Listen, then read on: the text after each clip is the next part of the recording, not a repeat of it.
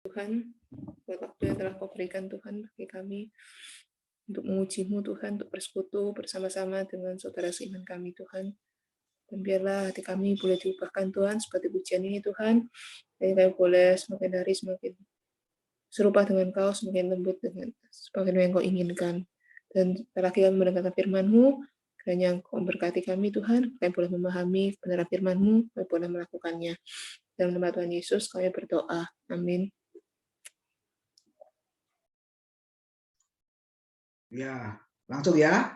Selamat malam saudara-saudara semua yang dikasihi oleh Tuhan. Kita mengucap syukur boleh bersekutu kembali di dalam persekutuan pemuda malam hari ini.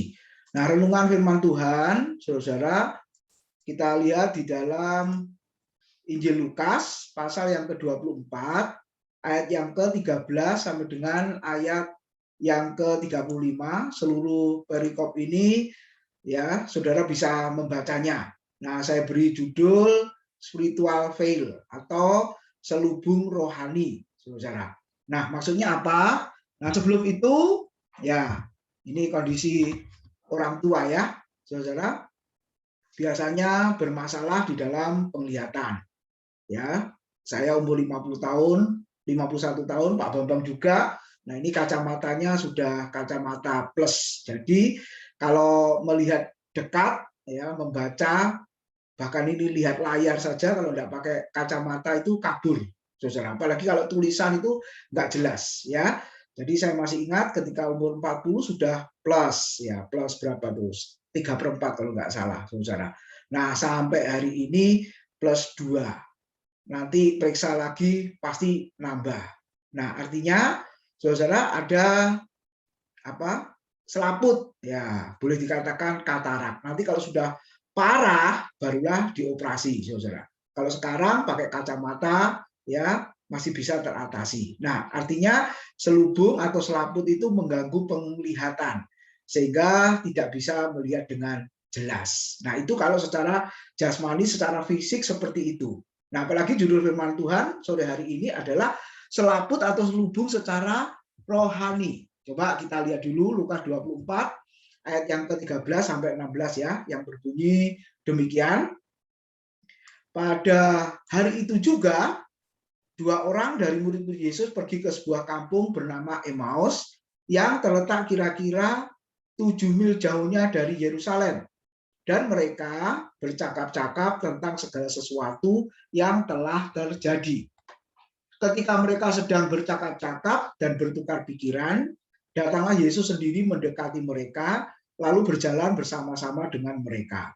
Tetapi ada sesuatu yang menghalangi mata mereka, sehingga mereka tidak dapat mengenal Dia. Terjemahan lain mengatakan ada selubung atau selaput yang menghalangi mata mereka, sehingga mereka tidak dapat mengenal Yesus secara utuh, saudara-saudara.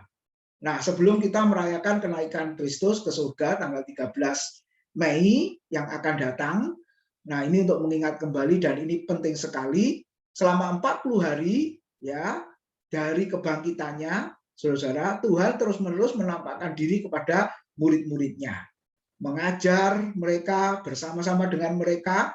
Nah, terus-menerus seperti itu. Nah, tetapi yang kita lihat di dalam bagian ini, firman Tuhan tadi mengatakan masih ditinggal 3 hari.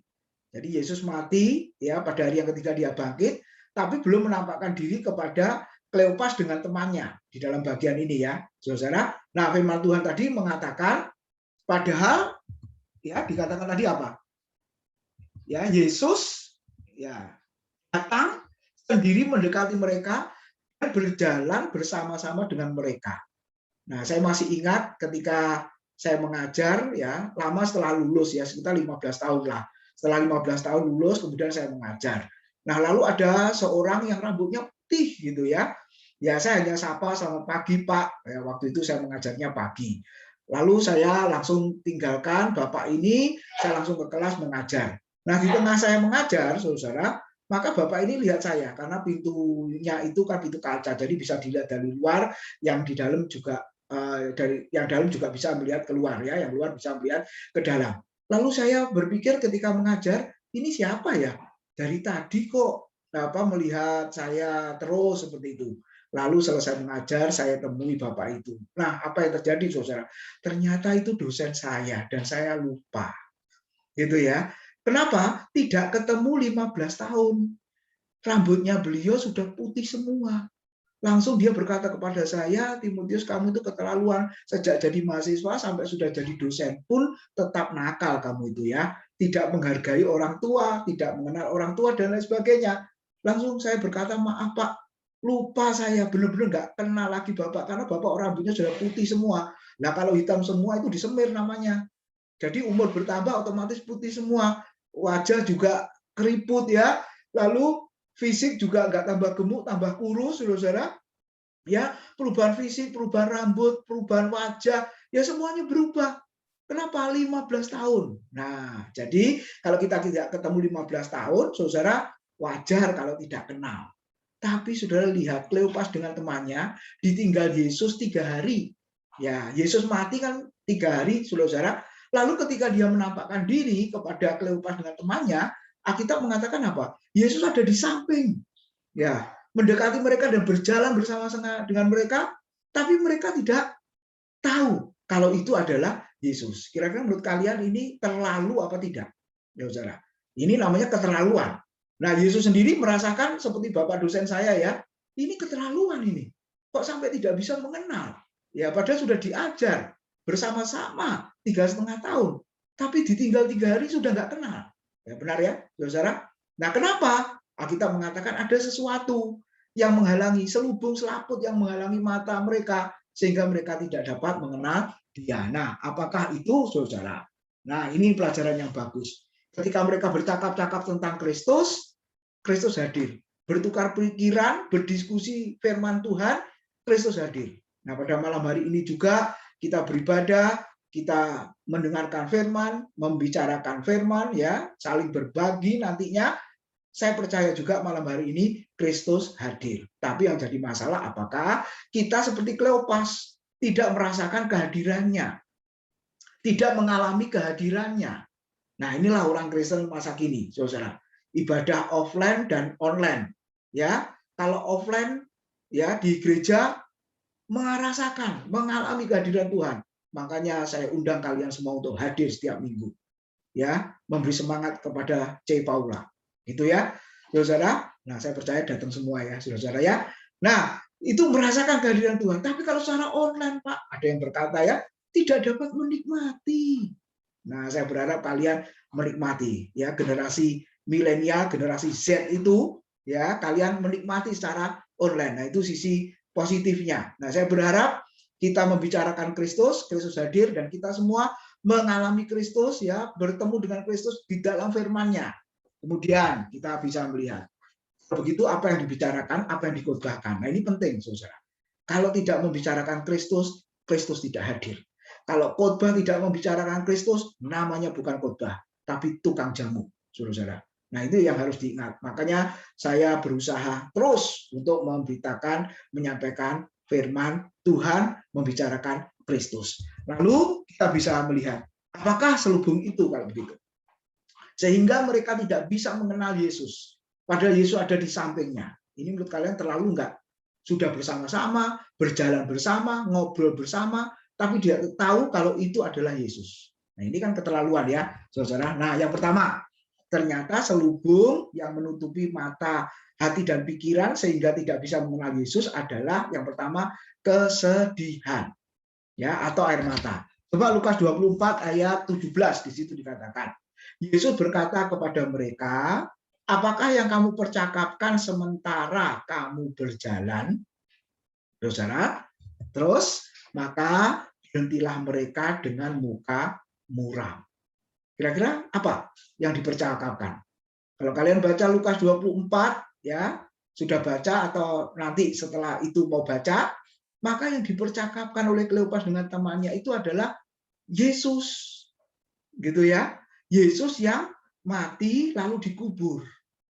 Nah, ketika sudah dikubur, Minggu pagi itu para perempuan itu, ya, Maria Magdalena dengan Maria yang lain, mereka akan pergi ke kubur. Murid yang lain yang laki-laki nggak ada yang pergi ke kubur.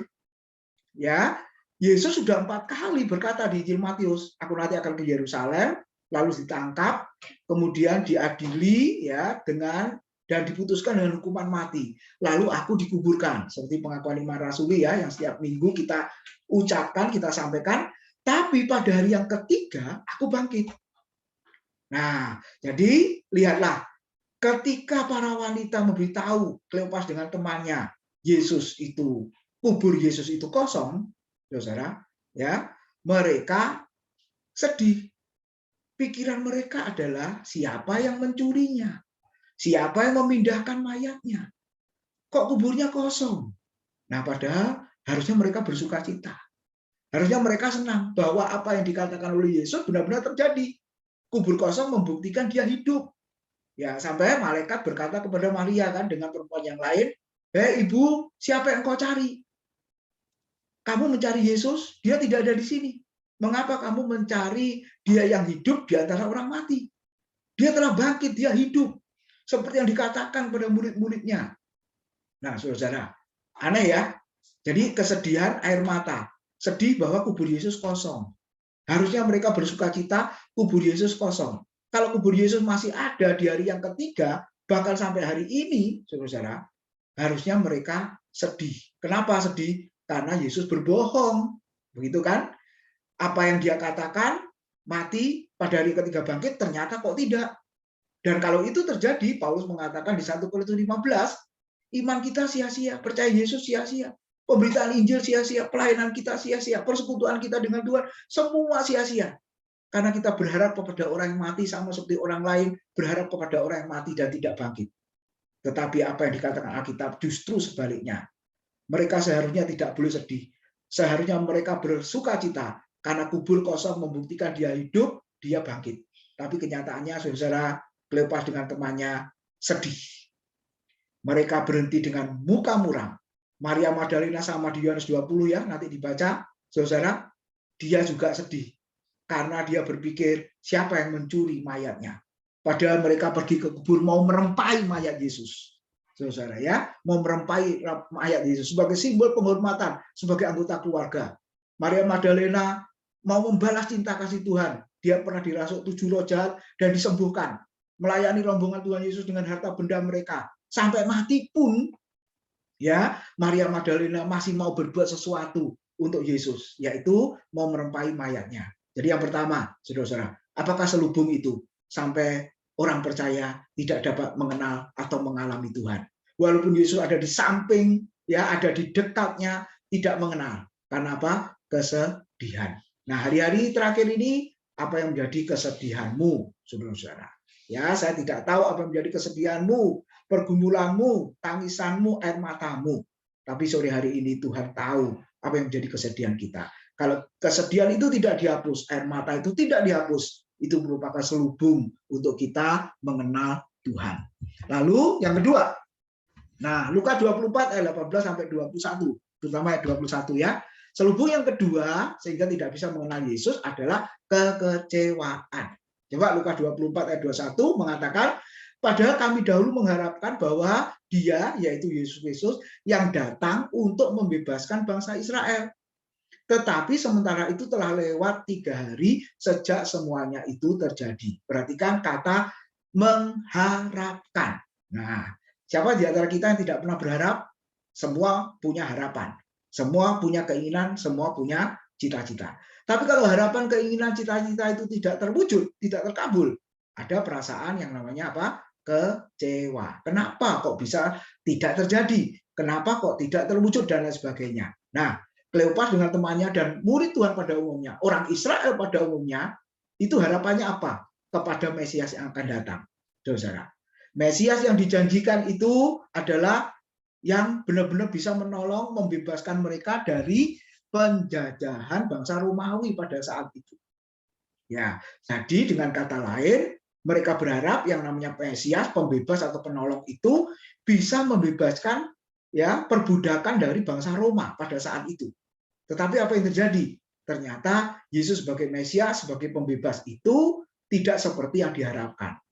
Yesus tidak membebaskan dari segi politis, ya, membebaskan penjajahan dari Roma, tapi Yesus memberikan pembebasan, menghapuskan penjajahan dari hal yang rohani, yaitu perkara dosa. Itu yang dia bebaskan. Nah, dengan kata lain, pemahaman Mesias orang Israel, murid Tuhan, berbeda.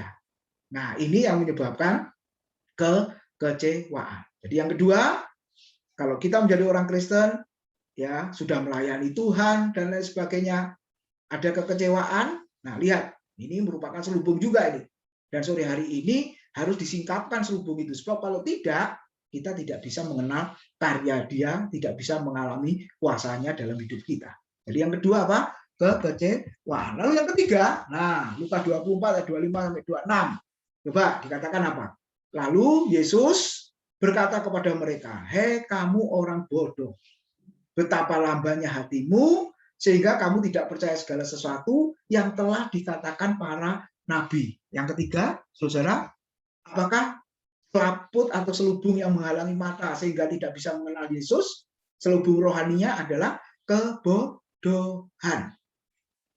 Nah, di dalam perjanjian lama, Yesus itu sudah dijelaskan. Makanya nanti dibaca, Yesus menjelaskan secara singkat dari kitab Taurat, kitab Mazmur, dan kitab para nabi, menjelaskan siapa dirinya. Bahwa Mesias nanti akan mati dan pada hari yang ketiga akan bangkit. Coba, orang perjanjian lama itu imannya juga kepada Kristus yang akan datang. Nah, kalau saya dan saudara beriman kepada Kristus yang sudah datang. Jadi antara PL dengan PB itu apa istilahnya ya, tidak terpisah, saudara-saudara.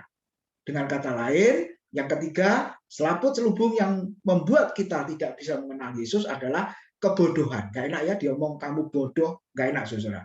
Tapi Tuhan mengatakan pada murid-muridnya, "Hei kamu orang bodoh, betapa lambannya hatimu, ya betapa telatnya pikiranmu, sehingga kamu tidak mengenal kitab suci dan mengerti kitab suci." 3,5 tahun intensif bersama dengan Tuhan. Tidak ada ceritanya pagi, siang, sore, malam ya. Terus-menerus bersama-sama dengan Tuhan. Belajar non-stop di situ. Tapi tetap juga nggak ngerti-ngerti siapa Kristus. Kalau Paula jadi Yesus waktu itu ngajar 3,5 tahun, murid nggak ngerti-ngerti, gimana kira-kira? Ya, saya dan Pak Bambang kalau ngajar mahasiswa juga gitu ya, nggak ngerti-ngerti, capek gitu ya. Saya mengalami itu, saudara ya. Capeknya minta ampun. Diajari gak ngerti-ngerti. Loh, ini ngomongin dasar lagi. Dasar aja gak ngerti. Apalagi mau ngomongin yang berikutnya. Waduh, saudara, pasti gemes nih kita. Ya, kalau boleh tidak kita luluskan, tidak kita luluskan, saudara ya. Tapi kan itu tadi, hamba Tuhan punya hukum kasih. Kalau Paula mungkin bisa tidak meluluskan. Tapi kita ini di STT ini kadang-kadang kasihan. Kalau nanti nggak lulus kan seolah-olah menghambat pelayanannya. Nah, Tuhan punya rencana atas dia, pelayanan spektakuler, lalu kita nggak meluluskan sehingga terbengkalai 1 tahun lagi, kan kita salah di hadapan Tuhan. Kan gitu toh? Pikirannya, saudara-saudara. Ya, akhirnya bukan tak luluskan, tak loloskan, saudara-saudara. Apa bedanya diluluskan sama diloloskan? Kalau diloloskan itu berarti saya sudah bosan ngajar dia. Lebih baik nggak usah ketemu saya lagi di semester yang akan datang ya. Silahkan kau dipakai Tuhan lebih lagi. Nah, saudara-saudara, guyonannya begitu penghiburannya ya. Tapi ya kita lihat-lihat. Kalau keterlaluan ya nggak lulus, ngulang yang ngulang. Saudara. Nah, tapi hari ini yang ketiga, kebodohan.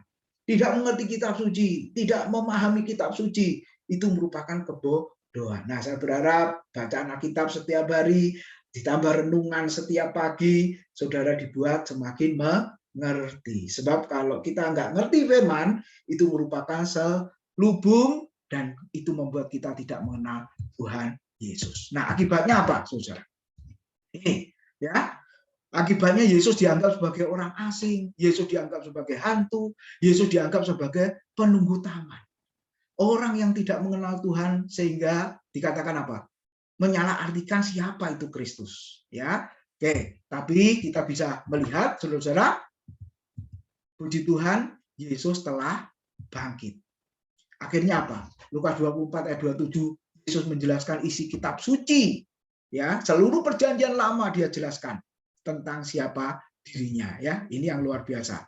Jadi, saudara, Yesus telah bangkit, akhirnya Yesus menjelaskan kitab suci sehingga para murid itu bisa mengerti. Pada hari ini firman Tuhan diberitakan, firman Tuhan dijelaskan, kita semua berharap saudara yang mendengar juga semakin memahami isi kitab suci. Lalu yang kedua, saudara, Nah, ini yang penting ya. Lukas 24 ayat 30 sampai 32. Coba baca. Ya, Lukas 24 ayat 30 32. Waktu Yesus duduk makan dengan mereka, ia mengambil roti, mengucap berkat, lalu memecah-mecahkannya dan memberikannya kepada mereka. Ketika itu terbukalah mata mereka dan mereka pun mengenal Tuhan Yesus. Tetapi ia lenyap dari tengah-tengah mereka. 32. Kata mereka seorang pada yang lain, Kleopas dengan temannya, bukankah hati kita berkobar-kobar ketika Yesus berbicara dengan kita di tengah jalan dan ketika ia menerangkan kitab suci kepada kita? Terakhir 35. Lalu kedua orang itu pun menceritakan apa yang terjadi di tengah-tengah jalan dan bagaimana mereka mengenal Tuhan Yesus pada waktu Yesus memecah-mecahkan roti. Jadi saudara lihat, yang kedua ya, selubung itu bisa dibukakan ketika Yesus mengingatkan sebuah kenangan. Kenangan apa? Waktu perjamuan malam, ya, waktu perjamuan terakhir. Yesus memecah-mecahkan roti dan berkata, inilah tubuhku yang diserahkan bagi kamu, makanlah. Lalu Yesus mengambil anggur dan berkata, inilah darahku, darah yang dicurahkan bagi kamu untuk pengampunan dosa, minumlah. Nah, saudara, apa yang dikatakan ketika Yesus mempraktekkan itu di tengah-tengah mereka? Akhirnya pikiran mereka terbuka sehingga mereka dapat mengenal Tuhan Yesus. Ingat, perjamuan suci yang kita lakukan sebulan sekali bukan ya untuk apa? Menyembuhkan orang sakit, ya menolong masalah kita, saudara ya. Ya, itu sih orang-orang ngomongnya seperti itu. Tapi Alkitab memberitahu kepada kita, ketika saya dan saudara ikut perjamuan suci, ambil bagian di dalam persekutuan dengan tubuh dan darah Kristus, kita ini dibuat apa, saudara? Disingkapkan, semakin dicelikkan, ya, sehingga kita bisa melihat kemuliaan Kristus itu. Nah, ini yang penting. Ketika kenangan diberikan, diingatkan kembali, akhirnya para murid mengenal Tuhan. Nah, pertanyaannya malam ini, kita mempunyai kenangan apa bersama dengan Tuhan, saudara-saudara? Ya, pertolongannya kah? Atau bagaimana ketika kita bergumul, berdoa, ya, mohon sesuatu dari Tuhan, Tuhan buka jalan melalui banyak jalan yang tidak pernah kita duga, yang tidak pernah kita pikirkan. Nah, itu merupakan kenangan sebenarnya. Makanya terus kita ingat. Kalau saudara punya kenangan yang indah, kan tidak begitu saja cepat kita lupakan, toh? Iya kan? Tidak mungkin begitu saja kita lupakan. Bahkan sampai tua, ya, bahkan sampai mati ingat. Kenapa? Karena itu kenangan yang sangat indah. Kalau kepada orang saja kita bisa memperlakukan seperti itu, kepada orang tua saja bisa memperlakukan seperti itu, apalagi kita kepada Tuhan. Nah, saya berharap kita semua punya kenangan bersama dengan Tuhan, dan itu yang membuat kita semakin terbuka pikiran kita untuk mengenal Tuhan. Yang terakhir, saudara-saudara, akhirnya Lukas 24 ayat 45 sampai 49 dikatakan Yesus sendiri yang membuka pikiran para murid. Firman dan kuasa Roh Kudus-Nya yang hari-hari ini saudara terus bekerja, itu yang seharusnya membuat saya dan saudara orang yang percaya semakin disingkapkan, semakin lebih jelas. 2 Korintus 3:14, saya tutup dengan bagian ini. Sama-sama ya kita baca. Tetapi pikiran mereka telah menjadi tumpul, sebab sampai pada hari ini selubung itu masih tetap menyelubungi mereka jika mereka membaca perjanjian lama itu tanpa disingkapkan. Karena hanya Kristus saja yang dapat menyingkapkan selubung itu. Jadi bersyukur, percaya kepada Dia, mengiring Dia, mengikut Dia. Kalau kita punya selubung hari ini, malam ini, Tuhan Yesus yang membuka selubung itu, sehingga kita bisa mengerti kitab suci. Amin. Tuhan memberkati, mari kita berdoa. Terima kasih buat kebenaran firman Tuhan. Biarlah Tuhan kami mengalami karya Tuhan, Engkau bukakan terus pengertian terhadap kebenaran firman-Mu, supaya kami boleh semakin memahami Tuhan dan kami boleh semakin mengasihi Tuhan. Berkati seluruh anak-anak-Mu yang hadir pada sore hari ini. Dalam nama Tuhan Yesus kami sudah berdoa dan bersyukur. Amin. Saya serahkan